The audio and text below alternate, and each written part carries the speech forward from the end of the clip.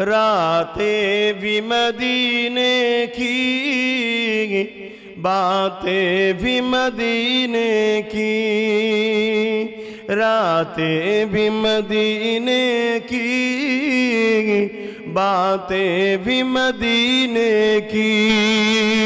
जीने में ये जीना है, क्या बात है जीने की।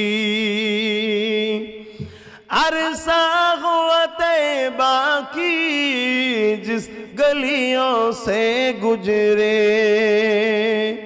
अरसा हुआ तैबा की जिस गलियों से गुजरे, इस वक्त भी गलियों से खुशबू है पसीने की।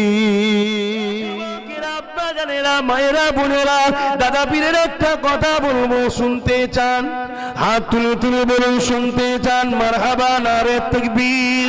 ए नौजवानेरा तरुणेरा अल्लाह नबी प्रेमी ফুরফুরা শরীফে হযরত মুজাহিদুজ্জামান দাদা হুজুর পীর কেবলা তিনি আমল করে তব থেকে দিন থেকে দরুদ শরীফ পড়তে লেগেছে। নামাজ পড়ে নি দরুদ পড়ে, নামাজ পড়ে নি দরুদ পড়ে, রাত জেগে জেগে তাহাজ্জুদের নামাজ পড়ে নিও দরুদ পড়ে, ফজরের নামাজ পড়ে নিও দরুদ পড়ে, ঈশার নামাজ পড়ে খাওয়া দাওয়া করে আবার ওজিফাতে বসে যায় দরুদ পড়ে, মাগরিবের নামাজ পড়ে দরুদ পড়ে। দিবানা হয়ে গেছে নবী নবী নবী ইয়া রাসূলুল্লাহ, দেখতে চাই আপনাকে ও আমার আল্লাহ, আপনার হাবিবের চেহারা মুবারক চাঁদ মুখরাট একবার দেখিয়ে দেয় আল্লাহ। আমি আবু বকরকে ধন্য করে দেন আল্লাহ, আমি আবু বকরের তামান্নাটা পূরণ করে দেন আল্লাহ।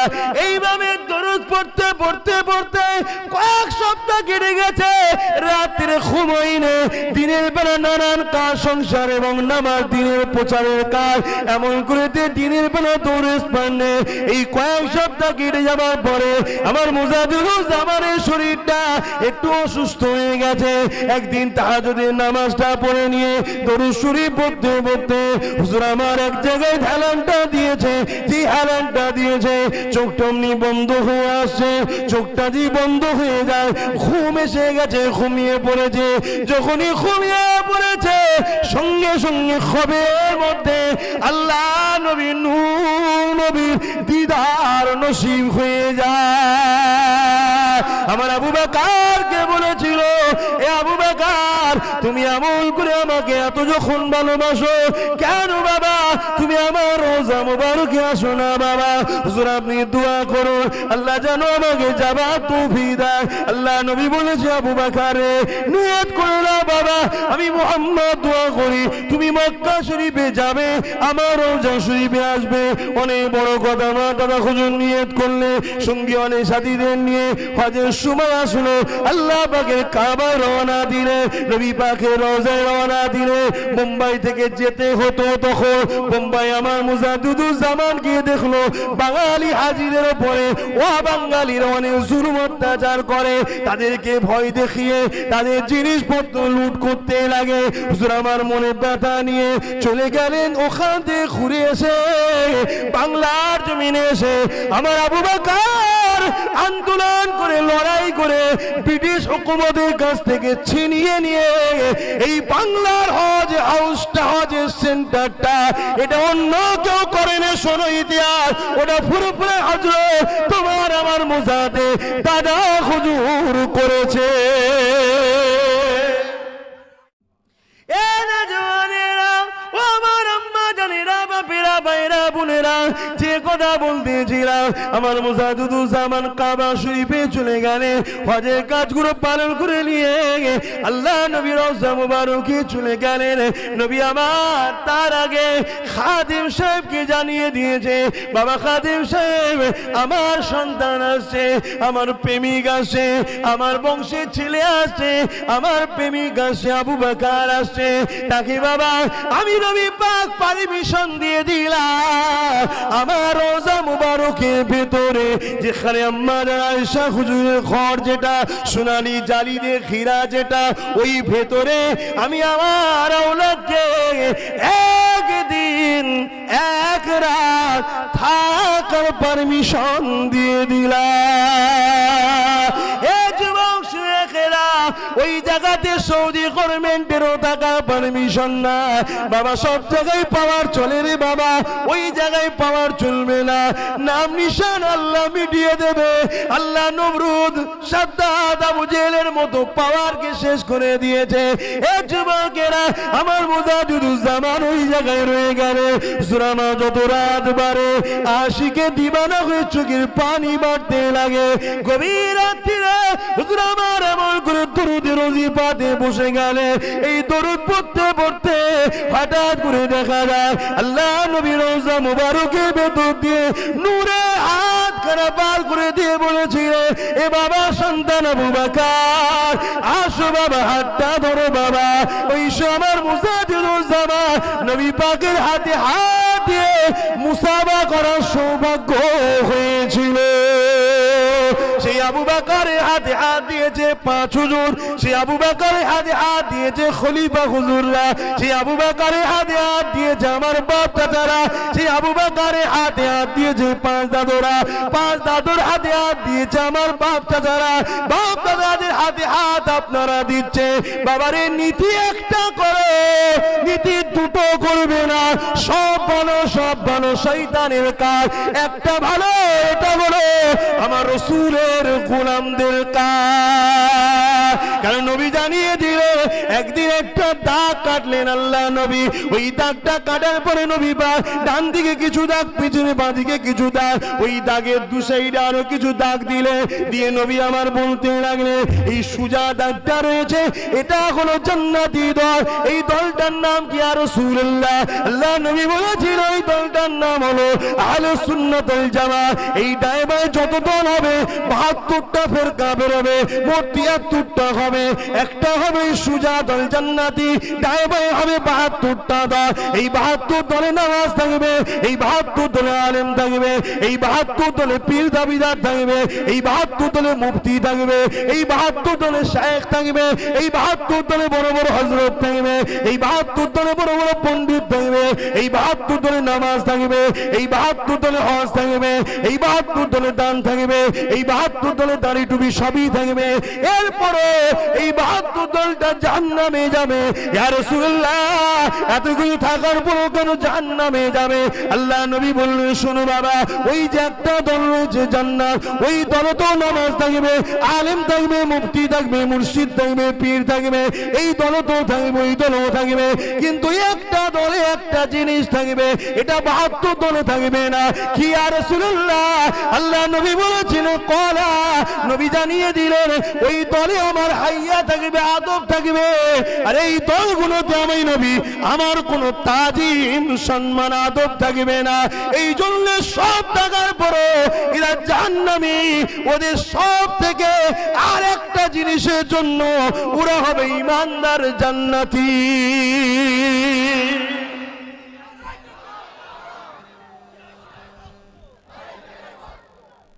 কথা বুঝছেন না?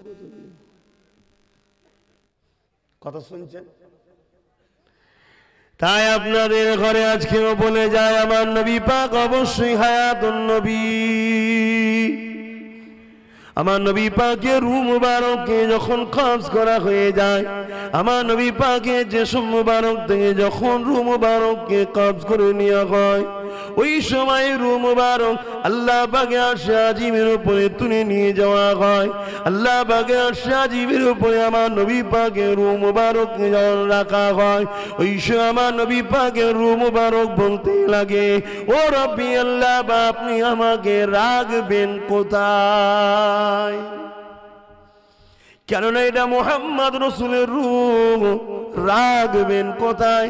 আপনার হাবিবের রূহ রাখবেন কোথায়? কেন আপনি বলেছেন আমার একটা মাকাম থেকে, একটা জায়গা থেকে আর একটা জায়গা উত্তম হয়। আল্লাহ আপনি আমাকে রাখবেন কোথায়? ওই সময় আল্লাহ বলে আমার হাবিবের রূহ কেন আমার জান্নাত তো রয়েছে। ওই সময় আমার রাসূলুল্লাহ রূহ বলেন আল্লাহ আপনার জান্নাত দামি না আপনার হাবিবের জিসম মুবারকটা দামি? আমার আল্লাহ বলে এ আমার হাবিবের রূহ রে অবশ্যই জান্নাতের থেকেও আমার হাবিবের জিসম মুবারকটা হলো দামি। আল্লাহ পাকের নবীর রূহ এই সময় বলতে লাগবে ও রব্বি আল্লাহ আপনি বলেন যে এক মাকাম থেকে আর এক মাকাম বেশি হবে, তাহলে হাবিবের শরীর থেকে নিয়ে এসেছে এমন জায়গায় রাখতে হবে হাবিবের থেকে যেন দামি হয়। আল্লাহ পাক এই সময় বলেছেন আমার হাবিবের রূহ আমার আরশে আজিমে তুমি থাকবে। ওই সময় আল্লাহ পাকের নবীর রূহ বলেছিলেন ও রব্বি আল্লাহ পাক আপনার হাবিবের জিসম মুবারক দামি না আরশে আজিম দামি বেশি? আমার আল্লাহ পাক বলেছে আমার হাবিবের রূহ রে আমার সৃষ্টি কায়নাতের মধ্যে আমার হাবিবের মতো এত সম্মানিত ইজ্জতওয়ালা দামি দ্বিতীয় আর আমি আল্লাহ কোনো কিছু বানাইনি। ওই সময় নবী পাকের রূহ বলেছে আল্লাহ পাক তাহলে আমাকে সেই জায়গায় ফিরিয়ে দেওয়া হোক যেখানে রাখা ছিল, যে আমার নবী পাকের রূহ মুবারককে রওজা আকদাসে ফিরিয়ে দেওয়া হয়েছে।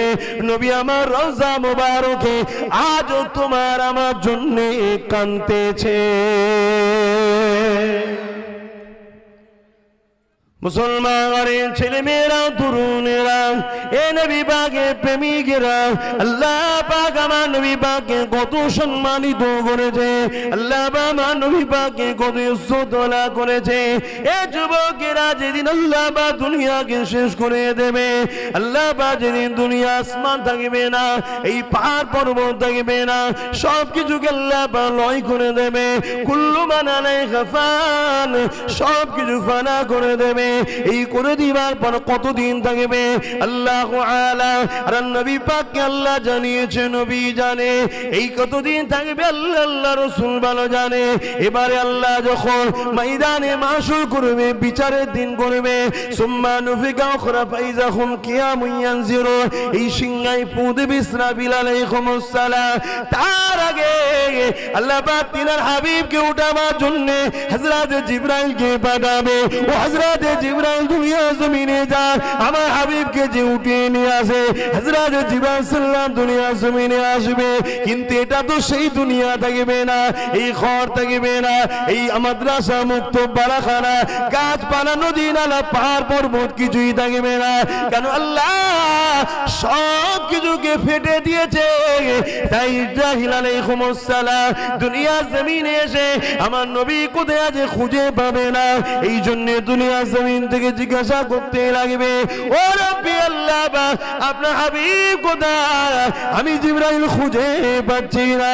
আল্লাহ সময় বলবে জিবরিল জমিনে কান লাগিয়ে লাগিয়ে শোনো, যে জায়গা থেকে কান্নার আওয়াজ আসবে ওই জায়গাতে আমার হাবিব তিনার উম্মত উম্মতীদের জন্য আমি আল্লাহ আমার দরবারে কাঁদতেছে। আরো জোরে বলুন সুবহান।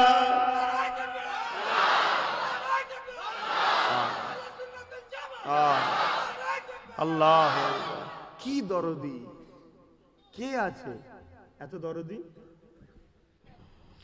এরপরও আপনাদেরকে জানিয়ে দিই যদি কেউ আপনাদের কাছে দলিল চায় তার কাছে আপনি আগেই দলিলটা চাইবে।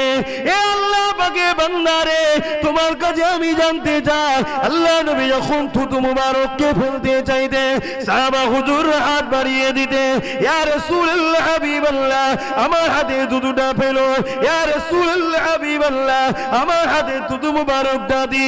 আমি জানতে চাই এটা বুখারী শরীফের হাদিস, গল্প বলতে আসেনি। আল্লাহ নবী যখন থুতু মুবারককে ফেলতে চাইতে ইচ্ছা পোষণ করতে থুতু মুবারককে ফেলার জন্য সাহাবাদের মধ্যে রেষারেষি শুরু হয়ে যেত। আল্লাহ নবীকে চতুর্দিক দিয়ে গোল করে ঘিরে থাকতো ইয়া রাসূলুল্লাহ আমাকে দি, ইয়া রাসূলুল্লাহ আমাকে দি। আজ আমি আব্বাস সিদ্দিকী থুতু যদি ফেলতে চাই সিলিমচিটা বাড়িয়ে দেবে, হাত কিন্তু কেউ বাড়াবে না, যদিও বাড়িয়ে দেয় সাহাবারা নিয়ে ওটাকে নিজের চেহারার মধ্যে লাগিয়ে দিত, কেউ লাগাবে না, কেন আমার থুতুটা হলো প্রয়োজন, আমার থুতু থেকে দুর্গন্ধ বাইরা। আমার রাসূলুল্লাহর থুতু মুবারকটা তো নিয়ামত ছিল, মওলা আলীর চোখে বিমার হয়েছে, নবী পাক লাগিয়ে দিয়েছে, লাগাতে দেরি হয়েছে, আলীর বিমার সেবা হতে দেরি হয়নি। আমার নবী পাকের থুতু মুবারকটা এমন একটা নিয়ামত, এমন একটা সেবা, এমন করে কুয়ার পানিটা নুনতা ছিল, লোক খাবে পানি নাই, তখন মরুভূমি এলাকা, ওই কুয়া খনন করে পানি তুলেছে, ওই পানিটা খাবার যোগ্য নয়, নুনতা পানি। আল্লাহ নবীকে ওই কুয়াতে নিজের থুতু মুবারকটাকে দিয়ে দিয়েছে, সেই দিন থেকে নিয়ে আজও পর্যন্ত ওই কুয়ার পানি এখনো উঠছে মিষ্টি। আল্লাহ নবী থুতু মুবারকটা তো নিয়ামতের ছিল। হযরত আবু বকরের কদমে সাপ কামড়েছিল, আবু বকরকে সাপ দংশন করেছে, আবু বকরের চেহারাটা নীল হয়ে গেছে, এমন করে আবু বকরের চোখ দিয়ে পানি বেরিয়ে গেছে। নবী পাক উঠে ওই সাপে কামড়ানোর জায়গাতে নিজের থুতু মুবারকটাকে লাগিয়ে দেবার সাথে সাথে সঙ্গে সঙ্গে আবু বকরের পৃষ্ঠা নেবে যায়।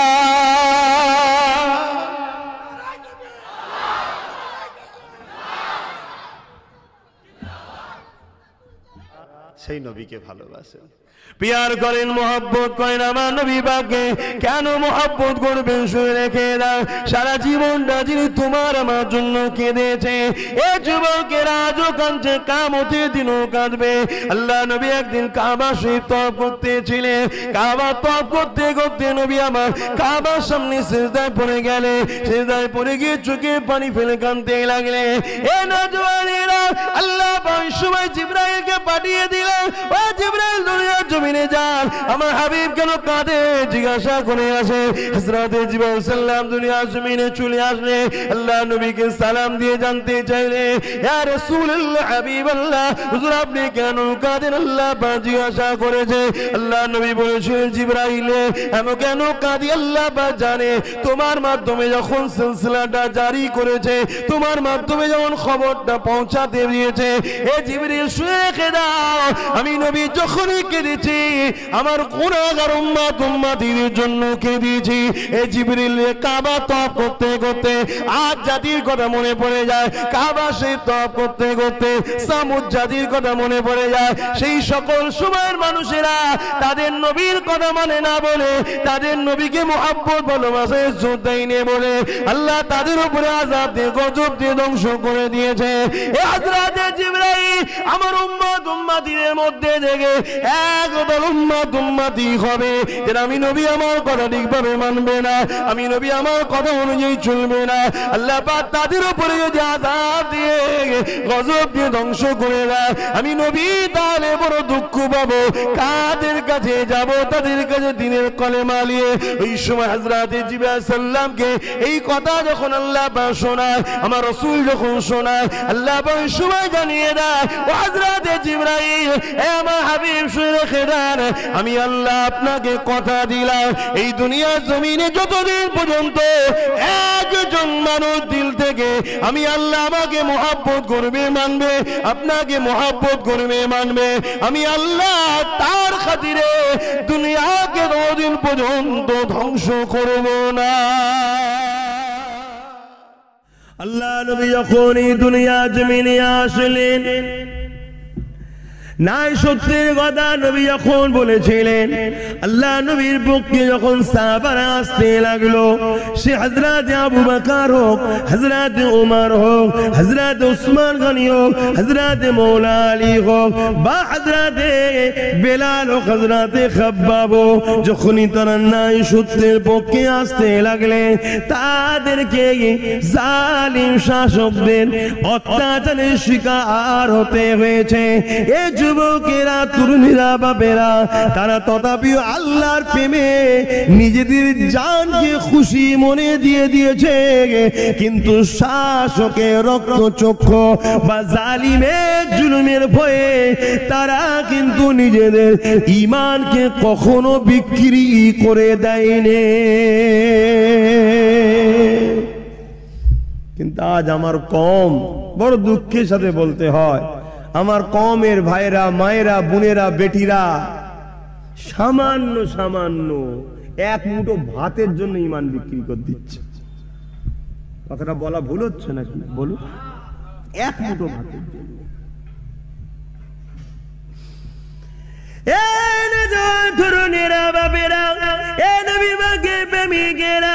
এমন করে পৃথিবীর জমিনে একটা শাসক ছিল যার নাম হলো ফেরাউন। এই ফেরাউন যখন দুনিয়ার জমিনে মানুষকে জুলুম করতে ছিল, মানুষের উপরে অশান্তির তীব্রতা চালাতে ছিল, ওই ফেরাউনের ঘরে একজন গরিব মানুষ চাকরানি হিসেবে ছিল। এমন করে ফেরাউনের ঘরে কাজ কাম করে খেত, যিনার নাম হলো হযরতে মাসাত্তা। তিনারও তিনটি আল্লাহ পুত্র সন্তান দিয়েছিল, স্বামী ছিল না। ফিরাউনের ঘরে কাজ কাম করে খেতে থাকতো। একদিন ফিরাউনের কন্যার মাথাটা আশরাতে যখন হাতের কাকুইটা জমিনে পড়ে গেছে, বিসমিল্লাহ বলে যেই তুলতে লেগেছে, ফিরাউনের কন্যা শুনতে পেয়ে গিয়ে বুঝতে পেরে গেছে যে এই মহিলাটা আমার আব্বুকে খোদা বলে মানে না, এই মহিলাটা আমার আব্বুর নেতৃত্বকে মানে না, এই মহিলাটা আমার আব্বুর পক্ষে সাপোর্ট করে না, এই মহিলাটা আমার আব্বুর ঘরে থাকে, রাজ দরবারে থাকে, আমার আব্বুর অর্থ নাই। অথচ এই মহিলাটা মুসা কালিমুল্লাহর পক্ষে দল করে, মুসা কালিমুল্লাহর সাথে আছে।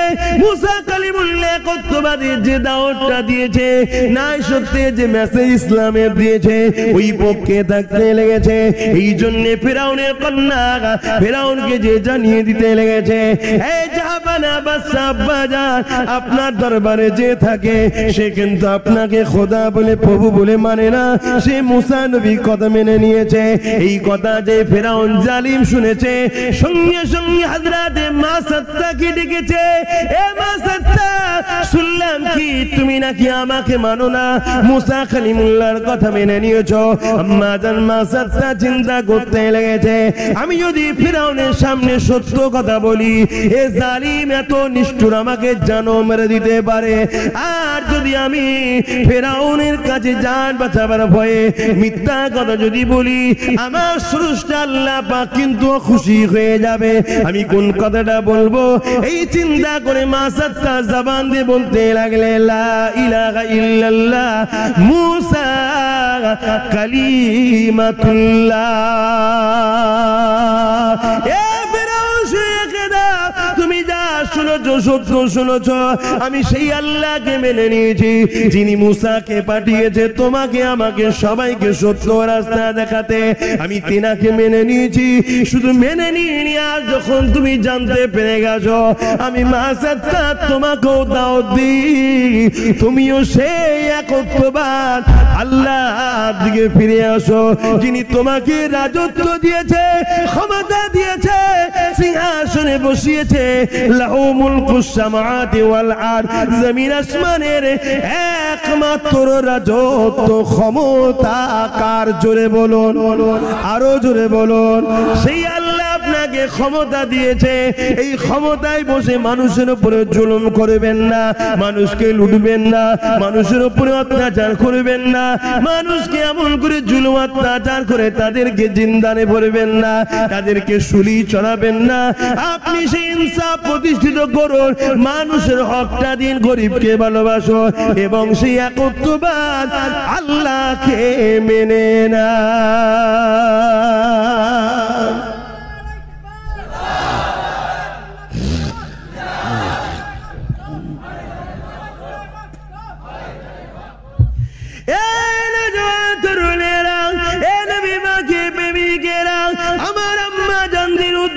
করে বলি, কেমন অভাব তোমার আমার সংসারে হতেছে আমার জানা নাই, তবে আম্মা জানেরা এই জমিনের উপরে একটা সংসারের কথা বলি, শুনে রেখে দাও, ওই সংসারটা অন্য কারো সংসার নয়, যিনা স্বামী ছিলেন দোনো জাহানের সুলতান, নবীদের নবী, আখিরি নবী হযরতে মুহাম্মদ রাসূলুল্লাহ, যিনার নামটা বলতে লেগেছে হযরতে আম্মা জান আয়েশা সিদ্দিকা রাদিয়াল্লাহু তাআলা আনহা সংসারের কথা বলতে লেগেছে।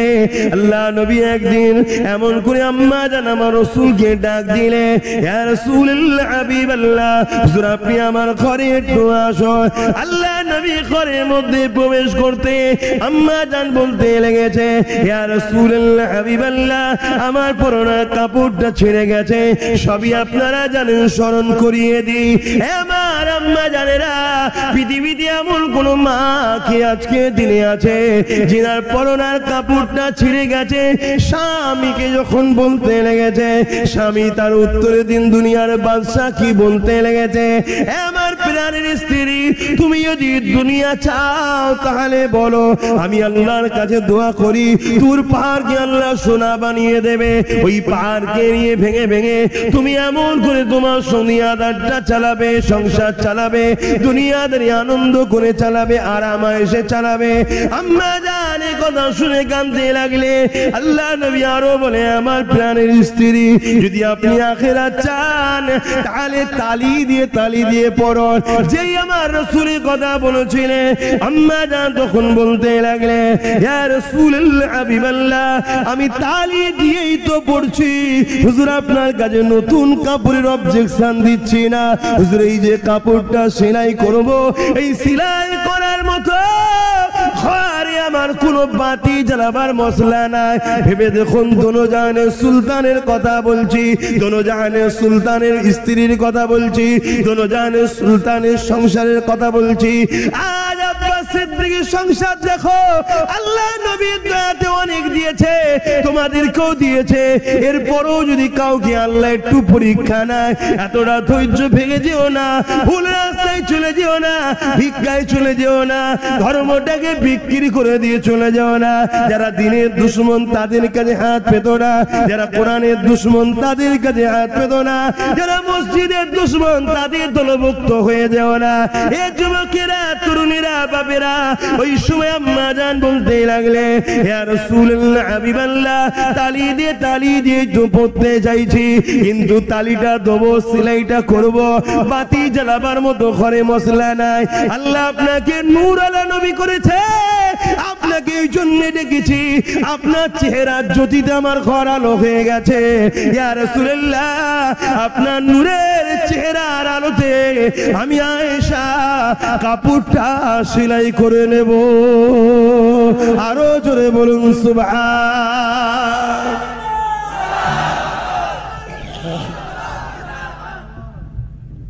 শুধু এটাই নয়, আল্লাহ নবীকে আল্লাহ এত সম্মান, এত মর্যাদা দিয়েছেন।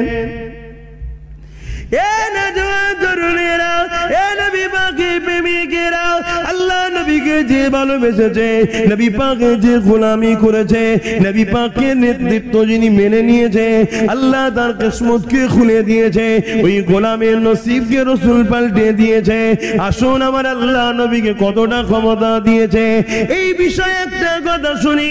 আল্লাহ নবী দরবারে একজন কাজ করত, কাব বিন রাবিয়া তার নাম ছিল। আল্লাহ নবী দরবারে কাজ কাম করত, নবী পাকের দরবারে খাদেম ছিল।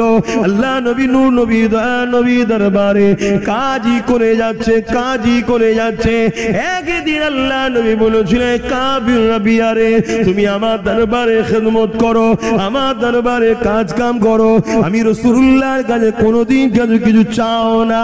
ওই সময় কাব বিন রাবিয়া বলেছিলেন, ইয়া রাসূলুল্লাহ, ইয়া হাবিবাল্লাহ, হুজুর আপনার খিদমত করতে পারছি, এটাই আমার জন্য সব থেকে বড় নসিব। এ কাব বিন রাবিয়া, তুমি আজ আমি নবী তোমাকে জানাই, তুমি আমার কাছে কি চাও বলো। ওই সময় কাব বিন রাবিয়া বলেছিলেন, ইয়া রাসূলুল্লাহ হাবিবাল্লাহ, আপনি যখন ইজাজত দিয়েছেন, আপনি যখন চাইতে বলেছেন, এখন যদি আমি কিছু না বলি এটাও বিয়াদবি হয়ে যেতে পারে। তবে ইয়া রাসূলুল্লাহ, ইয়া হাবিবাল্লাহ, আমি আপনার কাছে একটাই জিনিস চাই, দুনিয়ায় যেমন আপনার নওকর হয়ে চাকর হয়ে আপনার খেদমত করতে চাইছি, করছি। ইয়া রাসূলুল্লাহ হাবিবাল্লাহ, কাল জান্নাতেও জানো আমি কাব বিন রাবিয়া আপনার গোলাম ও নওকর হয়ে সেবা করতে পারি। আরো জোরে বলুন সুবহান। আল্লাহর নবী কি বলেছিলেন? দাঁড়াও, নামাজ পাটি বিছাই, নামাজ পড়ে আল্লাহকে বলি না। হাদিস কি বলছে শুনুন। রাসূল বললেন, যাও তোমাকে আমি এই চাকরি কি বলে চাকরি দিয়ে দিলাম, জান্নাতে তুমি আমার নওকর চাকর হবে। জোরে বলুন সুবহানাল্লাহ। আসেন আমি ফিরে যাই, দোয়া চাইবো। তার আগে আবার একবার বলে যাচ্ছি, নামাজ কাজা করেছেন নিজের ক্ষতি করেছেন, রোজা কাজা করেছেন নিজের ক্ষতি করেছেন, হজ করতে পারেননি নিজের ক্ষতি করেছেন, দাড়ি রাখতে পারেননি নিজের ক্ষতি করেছেন, টুপি পরতে পারেননি নিজের ক্ষতি করেছেন। ইসলামের ক্ষতি এখানে নাই। আপনি নামাজ যদি না পড়েন ইসলামের ক্ষতি না আপনার ক্ষতি, আপনি রোজা যদি না রাখেন ইসলামের ক্ষতি না আপনার ক্ষতি। কিন্তু নামাজকে যদি ইসলাম বিরোধী কর্মকাণ্ডে লাগানো হয়, নামাজের মজলিসগুলোকে যদি দুনিয়াদারি জালিমদের অনুষ্ঠানের সহযোগিতার জন্য বানানো হয়, মনে রাখবেন এটা আমার ধর্মকে কালিমা লাগানো হলো। এই জায়গায় আমার মনে হয় ইসলামের ক্ষতি হচ্ছে। এই ক্ষতির জন্য আল্লাহ কিন্তু আমাদেরকে ছাড়বে না, কেননা গুনার মাপ আছে, ইসলামের ক্ষতিকারকের মাপ নাই।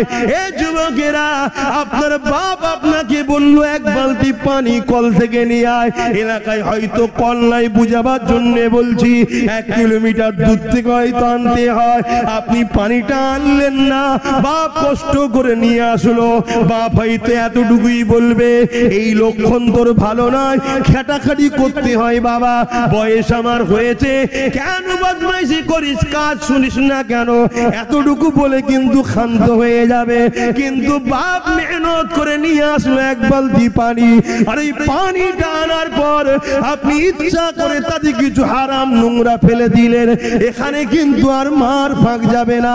তাই আমার নবী পাকের কষ্টের ইসলামকে যারা ক্ষতি করবে, এদের কিন্তু মাফ হবে না। ইসলামকে ঠিকভাবে মানতে পারেননি, আল্লাহ নবীর হুকুমকে ঠিকভাবে মানতে পারেননি, এখানে তবুও তওবা করলে মাফের জায়গা আছে। কিন্তু নবীর কষ্টের ইসলামকে এই দুনিয়ার বেঈমান মুনাফিকদেরকে খুশি করার জন্য যদি নবীর দ্বীনকে যদি দাগ লাগান, এখানে কিন্তু মাফ নাই। আয় আমার যুবকেরা, আমার আম্মা বোনেরা, রক্তের গরম কিন্তু বেশি দিন থাকবে না। হয়তো আমার কথা শোনার পরে অনেকের মনে হতে পারে, আরে রেখে দিকে যাও আব্বাসের কথা, এখনই সব করতে হবে, শুনে রেখে দাও। আমার আল্লাহ ঠান্ডা করতে তোমাকে কিছুই সময় লাগে না, 1 মুহূর্তের মধ্যে বুকে একটা পেন শুরু হয়ে যাবে, ডাক্তারখানায় যাবে, কলকাতা বলবে হবে না, যন্ত্রণা কমছে না, ভেলোরে চলে যাবে, ডাক্তার বলবি স্পিকার বসাতে হবে, 10 লাখ খরচ হয়ে গেল, 10 লাখ খরচ করে ঘরে আসবে, আসতে দেরি, দুনিয়া থেকে যেতেও দেরি হবে না, টাকাও গেল, জানও গেল, আল্লাহ তোমার বিচার করে দেবে। এই রক্তের গরম দেখাওনি, নবীকে যদি ভালোবাসো, মুসলমান যদি হও, নবীর দ্বীনকে কখনো সওদা কারো কাছে বিক্রি করে দিও না। আরো জোরে বলুন সুবহান।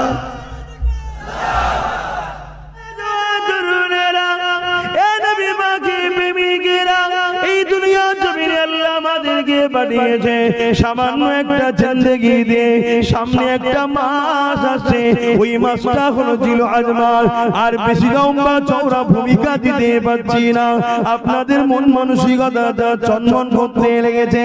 এই জায়গায় দাঁড়িয়ে থেকে আমি একটা পরীক্ষার কথা বলি শোনে। এই জমিনের উপরে একজন এসেছিলেন আজ থেকে 2000 কিছু কম বেশি আগে, আজ থেকে 4000 কিছু কম বেশি আগে, যিনার নাম হলো হযরত ইব্রাহিম খলিলুল্লাহ। আল্লাহ পাক তিনাকে পরীক্ষা নিয়েছিলেন। কেমন পরীক্ষা নিয়েছিলেন? এ যুবকেরা, তরুণেরা, এমন করে তিনি যখন দুনিয়ার জমিনে নাই সত্যের কথা বলতে লেগেছে, মানবতার কথা বলতে লেগেছে, ইনসাফের কথা বলতে লেগেছে, তৎকালীন সময় একজন শাসক ছিল যার নাম হলো নমরুদ। সে বড় অত্যাচারী জালিম শাসক ছিল। সে এমন করে তখন দেখা যায় এই জমির উপরে মানুষকে জুলুম করত, এই মানুষকে দাস দাসী বানিয়ে রাখতো, এই মানুষগুলোকে গোলাম বানিয়ে রাখতো। এই অবস্থা দেখে হযরত ইব্রাহিম খলিলুল্লাহ মানুষদের করে বোঝাতে লাগলো, সংগঠিত করতে লাগলো। ওই জালিম ফিরাউন যখন তাই দেখতে লাগলো ইব্রাহিম আমার বিরুদ্ধে দাঁড়িয়েছে, ইব্রাহিম নবীকে শাস্তি দিতে হবে। কি শাস্তি দিতে হবে?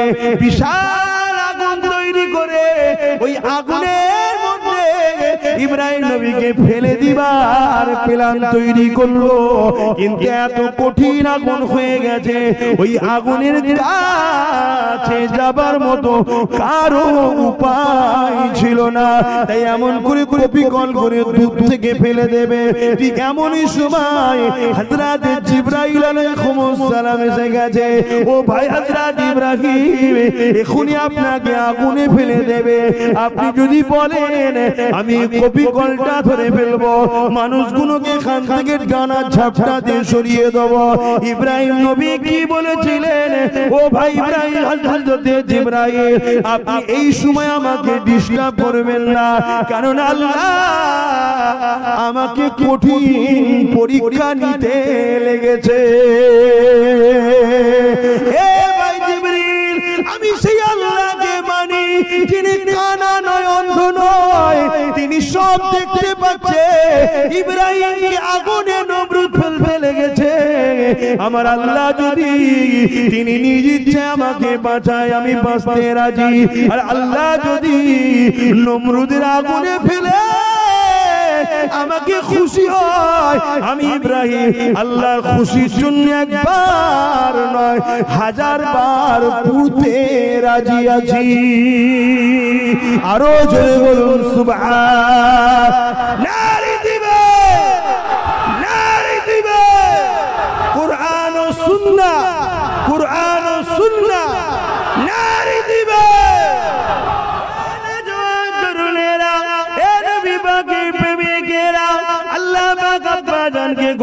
পরীক্ষা নিয়েছেন। দেখো 90 বছর বয়স হয়ে গেছে, একটা সন্তান তখন ইব্রাহিম আলাইহিস সালাম আল্লাহর কাছে ফরিয়াদ করতে লেগেছে, ও রব্বি আল্লাহ পাক, আপনি তো সবই পারেন। কোনো কিছু ছিল না কায়নাতকে তৈরি করেছে, কোনো কিছু ছিল না মানুষের অস্তিত্ব দিয়েছে।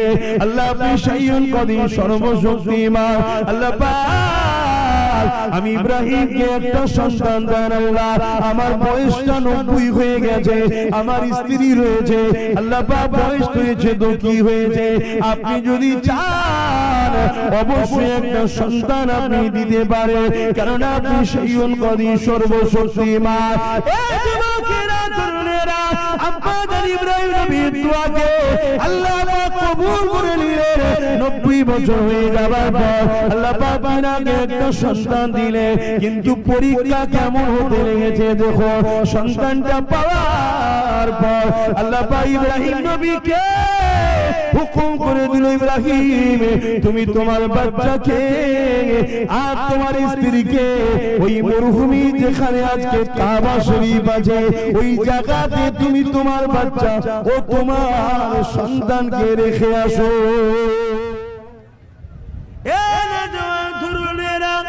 নবী বাগে প্রেমিকেরা, আব্বা জান ইব্রাহিম খলিলুল্লাহকে আল্লাহ পাক পরীক্ষা নিতে শুরু করলো।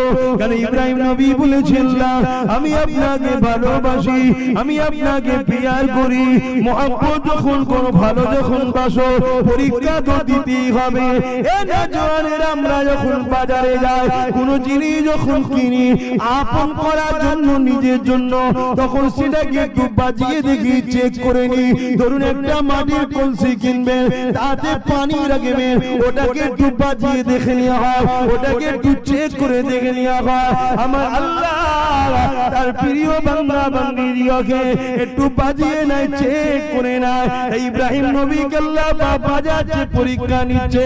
কিভাবে পরীক্ষা নিয়েছিল শুনে, আল্লাহ 90 বছর পরে একটা সন্তান দিল। আবার সন্তান তো সন্তান, হযরত ইসমাঈল আলাইহিস সালাম, যিনিও কিনে একটা নবী হবে। এ যুবকেরা, তরুণেরা, আল্লাহ হুকুম করে দিলেন, যাও ইব্রাহিম তোমার স্ত্রীকে আর তোমার এই বাচ্চাটাকে ওই মরুভূমি এলাকাতে রেখে আসো। কোন জায়গাতে রেখে আসতে বলেছে? যে জায়গাতে এখন কাবা শরীফ আছে, তখন কাবাও ছিল না, ওই জায়গাতে কোনো ঘরও ছিল না, ওই জায়গায় কোনো লোকালয় ছিল না, পাথর আর মরুভূমির এলাকা ছিল, কোনো পানিরও ব্যবস্থা ছিল না, গাছপালাও ছিল না।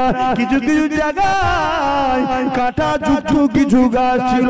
এই রকম একটা জায়গাতে আল্লাহ পাক ইব্রাহিম আলাইহিস সালামকে বললেন, তুমি তোমার বাচ্চা আর তোমার স্ত্রীকে রেখে আসো। এই হুকুমটা শোনার সাথে সাথে ইব্রাহিম নবী একবারও জিজ্ঞাসা করে না, কেন আমি ওই জায়গায় রেখে আসবো, কি ব্যাপার, কি কারণ, কিছুই জিজ্ঞাসা করে না। আল্লাহ হুকুম করেছে, আল্লাহর হুকুম মানার জন্য ইব্রাহিম নবী তিনার স্ত্রী আর বাচ্চাকে নিয়ে রওনা দিলে। আরো জোরে বলুন সুবহানাল্লাহ।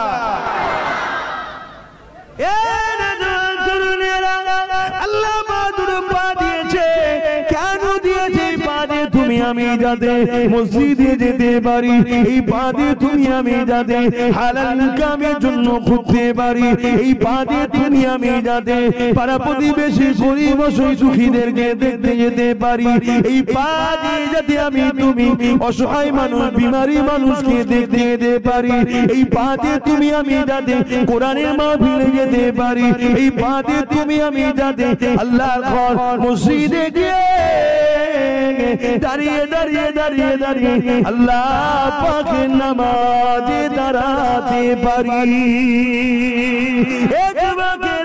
আল্লাহ দিয়া নিয়ামত দিয়ে ভোগ করতে লেগেছি, কিন্তু আজকে আল্লাহর রাস্তায় আমরা যেতে চাই না, আমরা মসজিদে যেতে চাই না, আমরা আল্লাহ ওয়ালাদের দরবারে যেতে চাই না, আমরা কোরআনের মাহফিলে যেতে চাই না। অথচ আল্লাহ দিয়া পা দিয়ে দুনিয়া জমিনে মাতালদের পিছনে ঘুরে বেড়ায়, জালিমদের পিছনে ঘুরে বেড়ায়, লুটেরাদের পিছনে ঘুরে বেড়ায়, চোরেদের পিছনে ঘুরে বেড়ায়, জালিমদের পিছনে ঘুরে বেড়ায়। আল্লাহ দুটো হাত দিয়েছে, এই দুনিয়া জমিনে তোমাকে যদি দুটো হাত না দিত, তাহলে তুমি পরমুখাপেক্ষী হয়ে থাকতে হতো। যখন তোমাকে পায়খানা পিসাবে পানি খরচ করতে হতো, তুমি নিজে ব্যবহার করতে পারবে না। আল্লাহ দয়া করে তোমাকে দুটো হাত দিয়েছে বান্দারে, এই হাতে গরিবকে মারবি না, গরিবকে লুটবি না, এই হাতে গরিবের সেবা করবি, গরিবকে দান খায়রাত করবি, এই হাতে মা বাবার খিদমত করবি, এই হাতে মাদ্রাসা মসজিদ তৈরি করবি, এই হাতে এতিম বিধবাদের দান খায়রাত করবি, এই হাত দিয়ে বান্দা তোরা অসহায়দের পাশে দাঁড়িয়ে সেবা করবি, হালাল ইনকাম করবি, এই হাতে কোরআন করবি, এই হাতে আলেমদের সঙ্গে মুসাফা করবি, এই হাত দিয়ে বান্দা তোদের যখন প্রয়োজন হবে আমি আল্লাহ আমার কাছে হাত তুলে দোয়া চাইবি।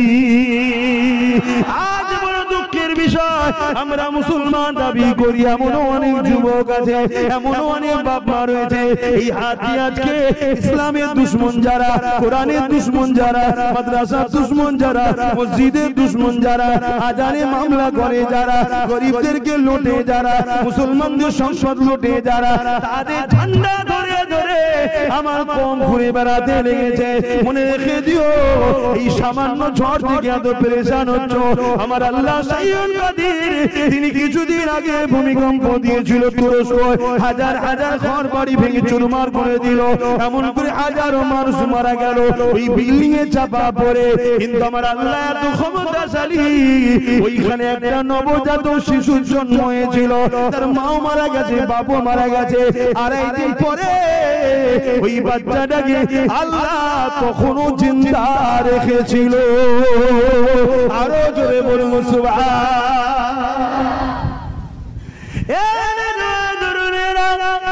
জবানে আমি আব্বাস সিদ্দিকী কথা বলছি, তোমাদেরকে ওয়াজ করে করে শোনাচ্ছি, আল্লাহ আল্লাহ আল্লাহ করছি, নারে তাকবীর আল্লাহু আকবার বললাম, দরুদ শরীফ পড়তে লাগলাম, সুবহানাল্লাহ বলতে লাগলাম, তোমাদেরকে ওয়াজ করে করে শোনাচ্ছি।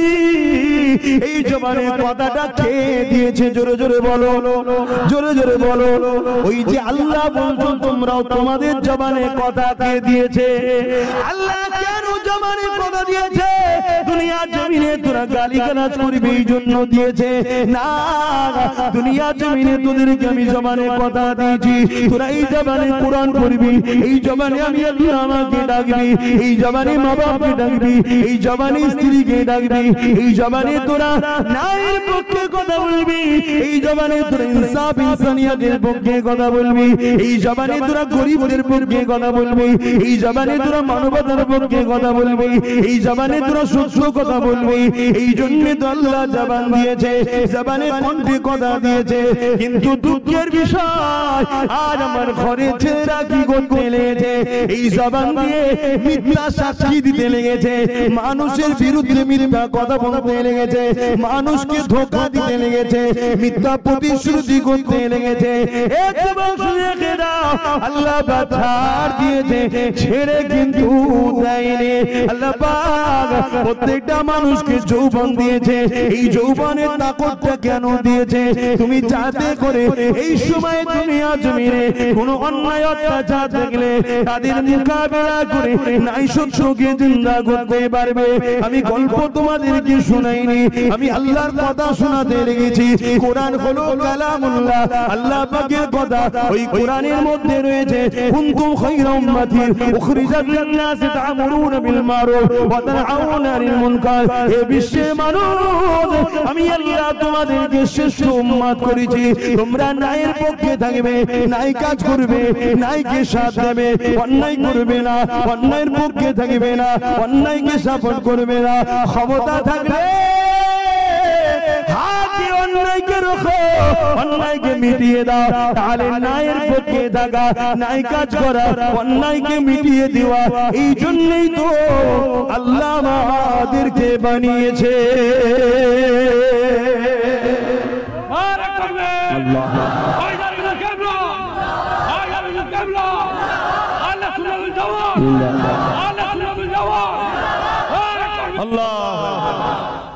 তাহলে আমাদের কাজ ন্যায়ের পক্ষে থাকা, অন্যায়ের বিরোধী করা। কিন্তু হাজারো মুসলিম ঘরের বাপ মা ভাই বোন চোখের সামনে অন্যায় হয় দেখে, তারপরও চুপ থাকে। ক্ষমতা যদি না থাকে ঘৃণা তো করো। আল্লাহ আমাদের সকলকে বুঝার তৌফিক দেন, বলুন আল্লাহুম্মা আমিন। তো বাপ নামাজের ব্যাপার আছে, একটু সালাত ও সালাম দেবো। বসে সালাম দেন না দাঁড়িয়ে দেন? কেন দাঁড়িয়ে দেবো? আদব। কেন? আদব, প্রেম, ভালোবাসায়। সালাম দিবার হুকুম কার? আল্লাহ। সালাম দিবার হুকুম কার? আল্লাহ। সাল্লু, দরুদ পড়ো, সাল্লিমু, সালাম দাও। কিন্তু দাঁড়িয়ে দেবো, এটা আদব, প্রেমে। হে নবী সালাম। থাক থাক থাক।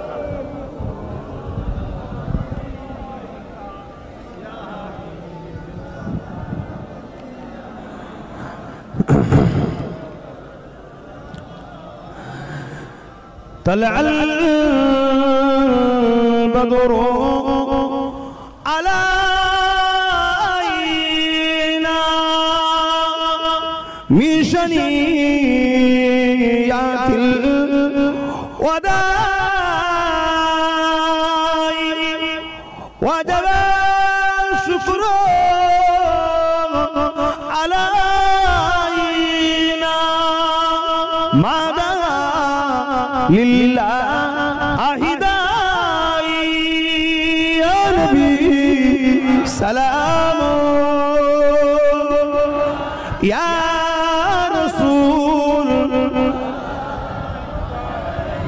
يا حبيب سلام